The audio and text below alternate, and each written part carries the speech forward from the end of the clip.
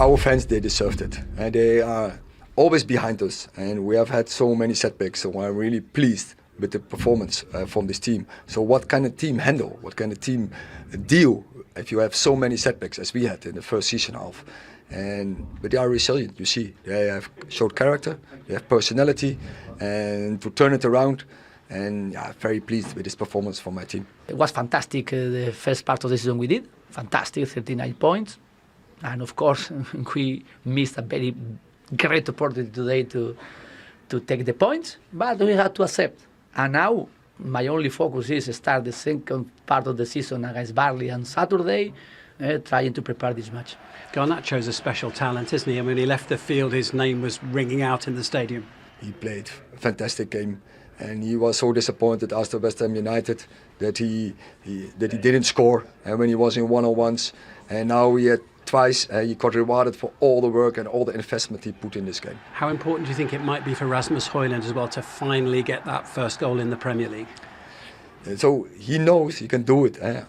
On the highest level, Champions League, he scored 5, so that is demonstrated ability. So then you know you can also do it on any level.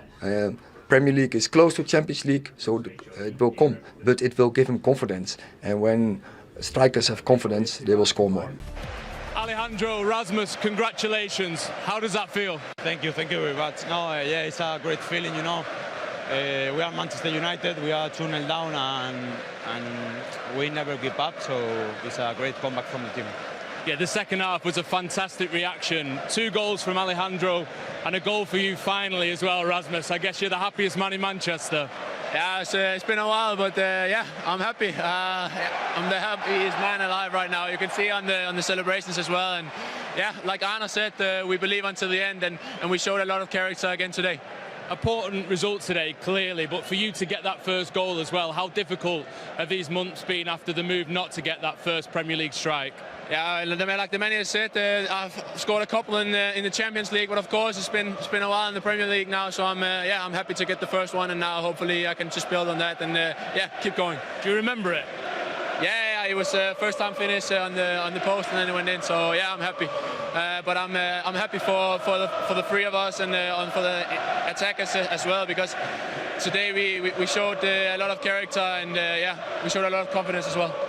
They're taking it in turns to sing both your names in the Stretford end. Incredible. For you, in that second half, Alejandro, the way that you grasped that game, you grabbed that game, was that what you were aiming to do? Was that your determination? Yeah, I said in the training we need just 1 goal to be back on the game, and I scored the first one, but they say it was offside. But I said before, we never give up, so it's just to score the first goal and then keep pressing, and I'm very happy for Rasmus also to get his first goal. And too many people talk about the strikers in Manchester United. We never score goals, I see, but today you see Rashford with assists, with goals, so we are very happy. Everyone. That's more like it, isn't it?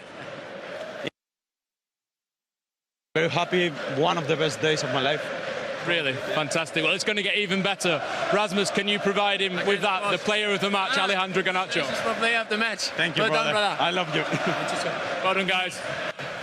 A lot of relief, a lot of smiles, a lot of happiness, and understandably so, because yes, incredible night at Old Trafford, remarkable second half from Manchester United. We'll get into the individuals in a moment, but overall, Paul, what could that do? How much did United need a night like that? Well, hopefully it spring them onto some good form. Obviously, they've had a really difficult 4 weeks, goal-scoring wise especially, and tonight they looked a real threat after the first 25 minutes, obviously conceding 2 set-piece goals, which is disappointing. But after that, for the last hour, they looked like they could score goals. They were creating chances again. Marcus Rashford looked a little bit back to his best. There was a bit more life in him, as Garnacho did. Obviously scored the 2 goals, got him right back into the game, and Højlund got his goal, which is, you know, really pleased. But you have to remember, a lot of these are young lads as well. You talk about a 19, 20-year-old there scoring the goals there, and you're going to be inconsistent. But now they have to really build on this confidence now. And as I said before, Eriksen coming into that team makes a big difference. And the scenes, the noise at Old Trafford, it felt extra special tonight, didn't it? Yeah, I feel as if it was building for a long time. I thought the celebration of Højlund probably summed up the mood, you know. A lot of emotion ready to get out, and it's not come out for a long time. So there's lots of positives now, you know. After that, you know, fight back like that builds confidence. You've got the new investment that was announced in the last day or two.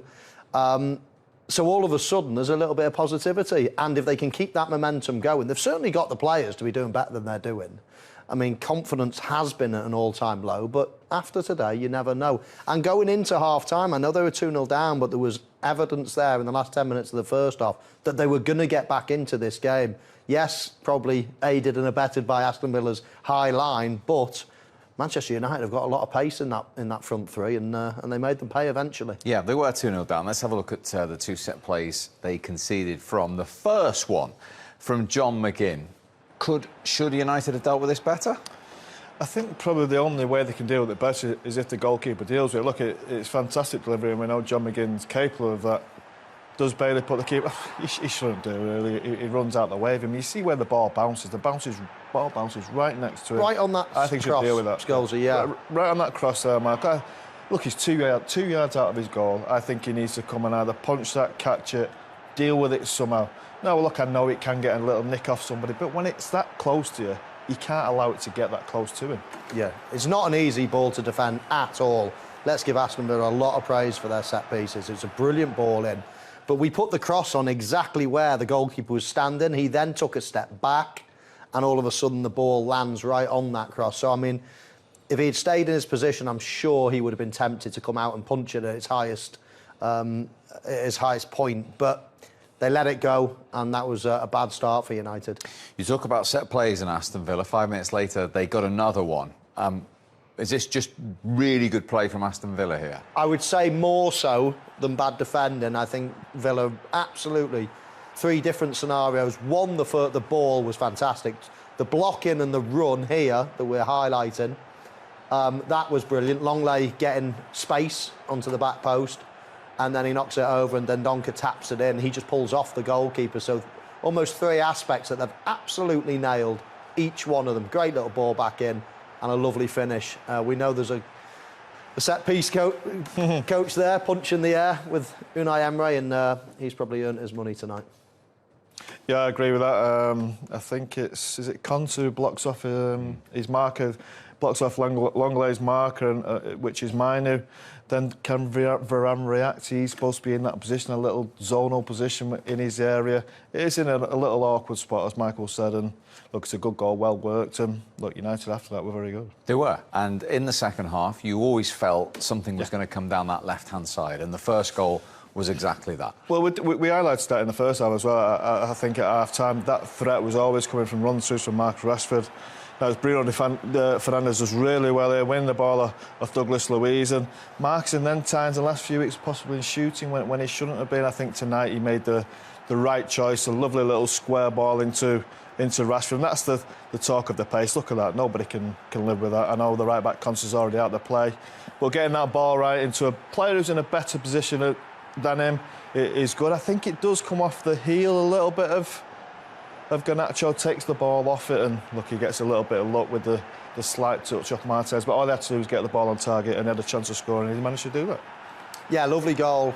Bruno Fernandes did brilliant ball in the first place, and then let Marcus Rashford go at the perfect time. That's what was missing in the first half. They were either playing the ball too late to him, too early. He was running offside, but there were chances to be got there if they timed it right, and Bruno timed his pass right this time, weighted it right, and obviously Rashford did the rest with the cross, and Garnacho finished it off. Yeah, and then he got his second 11 minutes later with a little bit of luck with the deflection. But had he and United earned that luck by that stage? Yeah, they did. And right from when they conceded that second goal, I thought they were really good for the hour after that. And he deserved it. Look, he was a real threat throughout the night. And he gets a little bit of good fortune, of course he does, but he's got the confidence now after scoring his goal to take a shot on target. He possibly wouldn't have had that in the last 3 or 4 games. And yes, he gets a little bit of luck. I think there's a small shout of offside there, but he's not in the goalkeeper's highlights. A little touch off, I'm not sure who it is. In the other, is it 2 touches? Donker, I think, isn't it? Oh, no, there, Diego Carlos. Carlos, yeah, possibly comes off his hand as well, but no, he deserved that look, and he took the game by the scruff of the neck. For a young player to come and do that at Old Trafford is something very impressive, and then they obviously went on to get the winner as well. He did, but before that, 95 seconds later, Johnny Evans in the right place at the right time from John McGinn. He was, yeah, it was brilliant defending. Some people will say a big miss, and I would say that McGinn could do better. A lot of the time, though, as a centre forward, you're assessing the situation. If you think you've got a big gap to aim at, you try to smother it, you just try to keep it down, and if you think you've got half a goal to aim at, I think he needed to be more precise there, though. He could have scored if he hit it in the corner, but he scuffed it. Johnny Evans stretches out a left leg, and that was a huge moment, because, as you say, they just pulled it back to 2-2. If Villa had gone down the other end and scored, knocked the winds out their sails, then all of a sudden it might have been a different game, but Johnny Evans to the rescue. And we feel it's slightly written in the stars because we understand Erik ten Hag was considering taking Rasmus Højlund off. Then Marcus Rashford picked an injury up, so he came off. Højlund stayed on, and as they will say, the rest is history. 1,026 Premier League minutes later, this happened.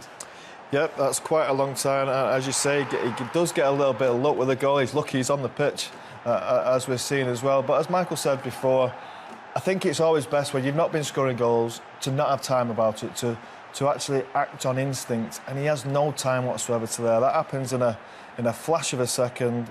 The only thing he's thinking about is that far corner. It's the only place he can score, in off the post. You can see the keeper's got it covered. And look, so happy for the young lad. It's been a tough start to his Premier League career in a way for him, and we just hope now he can get off and running and score the goals he deserves to score. Yeah, with the striker's hat, what could that do for him now the shackles, the handbrake are off? We saw those amazing pictures of his celebration, relief almost. Yeah, no, and that's exactly what it is, a feeling of relief. It was a great goal, a great finish, and he'll do wonders for his mentality now. He'll be confident again. All he needs is the service. If he gets the service, you know, we've seen already in a red shirt. Yes, he hasn't scored in the Premier League, but he scored plenty in the Champions League, so we know he can score.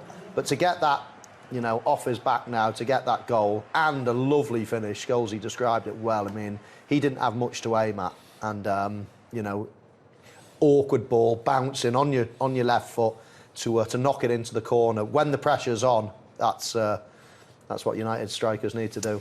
Could this, I mean, we've said this many times before, could this be, I asked you, I think, after McTominay's 2 goals against Brentford, that felt like a watershed moment, but could this be a fountain to slowly move forward and move up the league?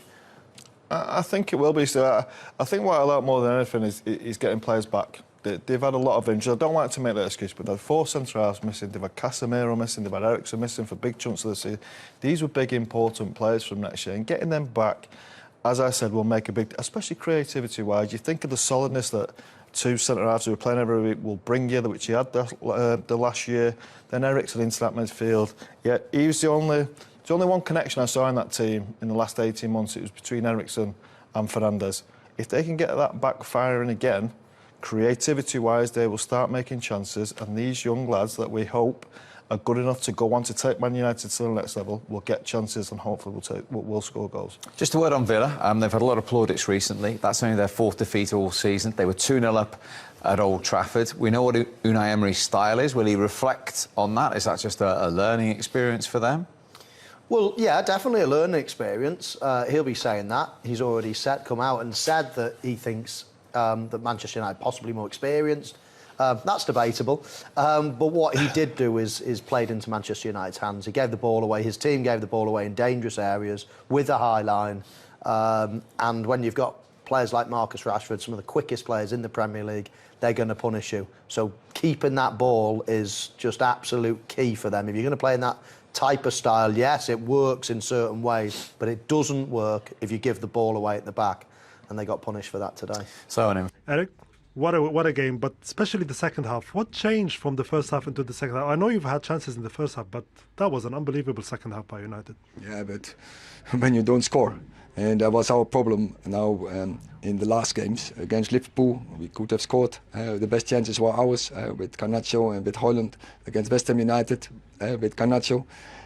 But now we are down. We kept fighting. And so what is the difference? We kept believing, and we are determined and resilient. We wanted so much that win, and so we did. So nothing was changed in the second, and between the 2 halves. You just told them to play the way that they played because they were making chances. Yes, it was just slightly. We make an adjustment in the half time, but our game already first half was okay. Yeah, we got down by 2 set plays where we maybe lose a little bit focus, or it was very smart from Aston Villa. You can also see it in that way. But keep playing, believing that you will win. First get the 2-1 and then we will see what happens. And then also you see then they get nervous. An excellent game from Alejandro Garnacho, but of course Rasmus, it was an unbelievable moment for him because he's been trying and trying and trying to finally score the goal, and it is the winner. The first Premier League goal for him. Yeah, them both will be in the spotlight and they deserved it. But also Marcus Rashford played a very good game and they were continually a threat, the three up front. And well served by Bruno and by Christian Eriksen with smart passing. So I'm very pleased with the performance from everyone. But I'm very happy with the first goal of Rasmus Højlund. And I think Alejandro Garnacho, he played a very good game. It was a brilliant game from him. He did. Just to bring you back to your original point, Eriksen and Fernandes in the same team. It's not always easy to do. But that, obviously, as you say, enhances the chances created for Manchester United for the likes of Højlund. Would you like to see that more often now? I'd like to see it all the time if they were available. I know Eriksen did play a few games at the start of the season, wasn't quite right. I don't think his form wasn't right, and obviously he went out of the team being injured, but I just think he makes the team a better team. Sometimes it only takes 1 or 2 players to all of a sudden make your team click and play football. And I think Eriksen's that man for Man United. I think Bruno likes him being behind him. He knows he can go into these spaces and he will find him. And it helps the forward player, because the forward players know if I'm going to run, he will find me, he's capable of finding me. So, yeah, he's a big threat for Manchester. They've just got to try and keep him fit now. I think Fernandes will love playing with him. I say the forwards will enjoy playing. I think they'll create more chances with him. They'll look more of a threat. Now, actually tonight, I thought Aston Villa probably contributed a bit to the way United played, the way United created chances, and it was a way of playing that suited United. There's such a high line, and United have got real pace. It was a tricky way to play right across the front line. You think of all three, and Rashford, Højlund and Garnacho, they're all quick, and that high line they played suits them. And as I say, Marcus got in, and once they got, as we said at half time, once they got a couple of chances or 1 or 2 goals, you felt they were going to go on to win the game because Aston Villa were that open. Now, if they'd have sat deep and made it difficult for United, I think it would have been a lot more difficult, especially with the way confidence has been in the last few weeks. So, look, I think Aston Villa contributed, but United's quality in the end shown, and they deserve to win the game. And just a word on Villa, they've quite rightly had a lot of plaudits recently. They were 2 up with half an hour to go. Will he not change Unai Emery, or will he reflect on what perhaps he could have done there at 2-0 up? I don't think he'll change, because let's just take the first goal for an example. He won't think that that's a tactical problem. His centre-half gave the ball away, and you just simply can't do that, and that's what he'll be taking out of it. Don't give the ball away, and we don't concede that goal. Nothing to do with the system, what he'll think. So I think he'll continue with doing what he's doing. They're having a fantastic season. They were brilliant in the first half. But, of course, that bandwagon started and it was hard to stop it at the end. It was. Gentlemen, thank you very much indeed for your company. It was Manchester United's night, and in particular, Rasmus Højlund. The Premier League wait for that goal. They certainly have. Erik Ray, joined here on the commentary box, as always, by Lee Dixon. And it's all about action from the Premier League in this case. It is Manchester City up against Tottenham Hotspur. Yeah, thank you, Derek. Always my favourite time of the week, spending time with you at games. We should be in for a belter here with these two. And here's the Manchester City lineup. Ederson gets the nod in goal. Alexander Zinchenko starts with Joao Cancelo in the fullback positions. Kevin De Bruyne starts with Rodri in central midfield. And the main forward is Gabriel Jesus.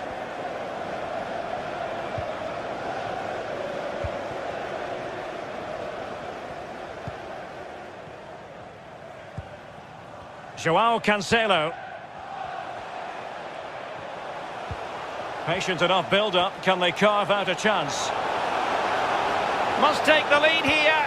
Well, they're going to be...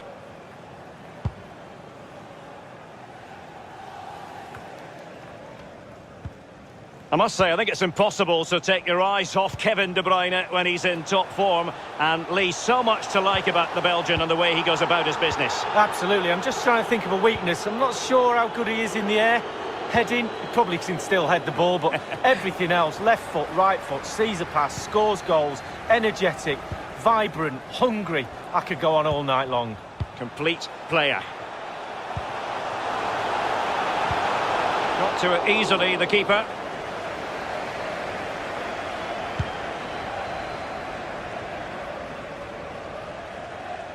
Losing the ball, Dele Alli. De Bruyne threading it through.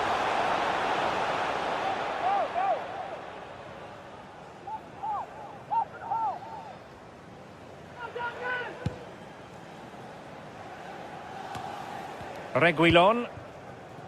Now Son. Promising move from Tottenham.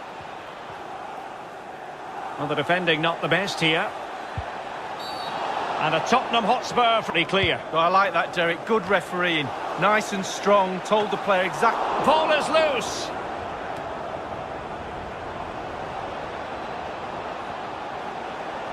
MRBEAR. Well, goalkeepers live a charmed life at times, but that was just brilliant. Really, really good goalkeeping. Lo Celso. Lo Celso.